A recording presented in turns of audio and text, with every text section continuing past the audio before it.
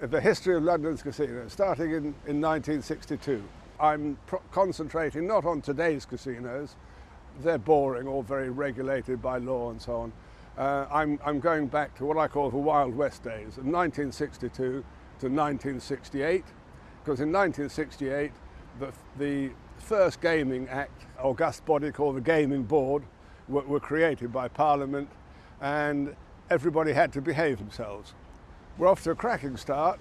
Behind me you can see a great big black curtain covering up scaffolding and work on what was actually the first casino to open to the public, a very rich end of the public, back in 1962. Annabelle's originally was a nightclub in a sort of semi-basement of the house, and the casino was above the nightclub and took up the rest of the house. It was opened by a very weird character called John Aspinall, very shrewd, who was at Oxford University when he was younger, obviously, taught himself to be a very, very skilled poker player, and had a very outgoing, friendly kind of personality. So he soon attracted a whole crowd of young aristocrats and young, very rich men, the kind of David Cameron, Boris Johnsons of their day, of the 1950s. And he attracted them into his poker game and skint them all. He made so much money doing that that after a couple of years he packed in his degree course and decided to do the same kind of thing, except with the parents of these wealthy people. So he hired private flats in Belgravia and here in Mayfair, and invited a very select crowd of people. The most famous one you'll probably have heard of, you may have seen quite a good television programme about him a couple of years ago, was Lord Lucan. He was the first aristocrat that John Aspinall really skint. And according to the programme I mentioned, John Aspinall also arranged for him to be murdered after he'd done a bunk. But that may or may not be true, which they didn't. By 1980 and 81, a whole load of scandals erupted, and the supposedly respectable new wave of London casinos, most of them were shut down for quite a while. It took a while for the business to pick up again. One or two survived, including Aspinall's, not the Clermont Aspinall's, but John Aspinall opened up another casino in Belgravia, of which I was a manager at one time. It was just called it simply Aspinall's, which was fair enough, seeing as he owned it. But it was financed by another Google name, Jimmy Goldsmith, Sir James Goldsmith, to be polite, the late Sir James Goldsmith. He actually put the money up, but Aspinall was the known gambling name, so they agreed to stick to the name. And Aspinall did pay his half share back fairly quickly. Casinos make an awful lot of money.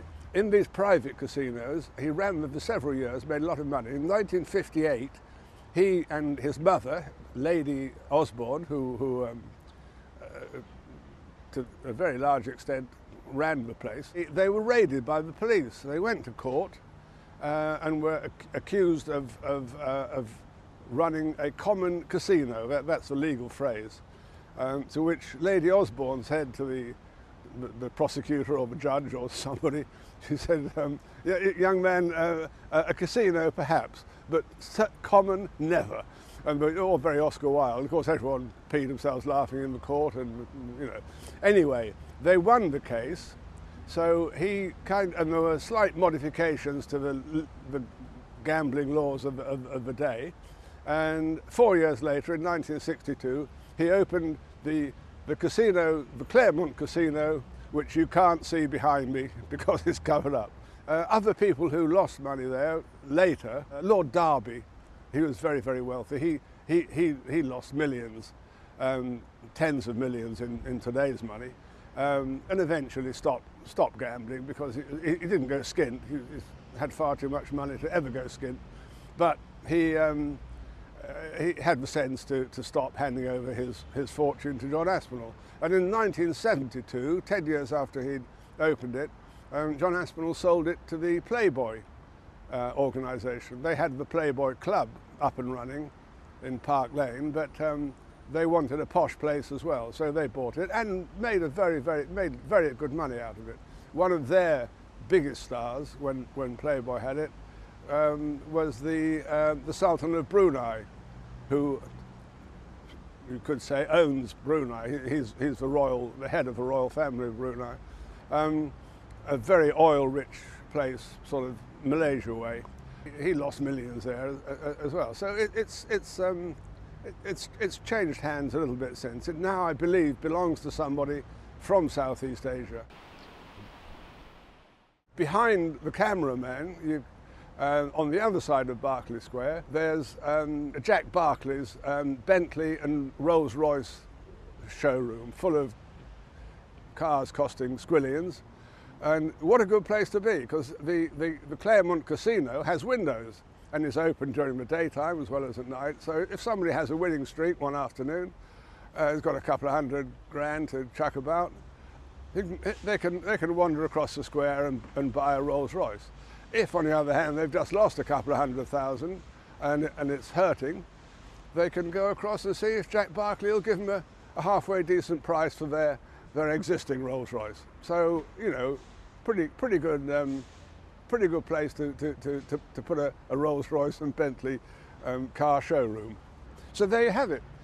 The first casino, legal sort of, in London, opened in 1962 by the infamous, if you like, but in some ways admirable, John Aspinall. We're going back in time, like Doctor Who, going back a long way. So I suggest that if you find any of this at all interesting, jot the names down and Google them. If I have to explain everything about everybody, I'll be going on even longer than I already am, and I don't want to bore you silly.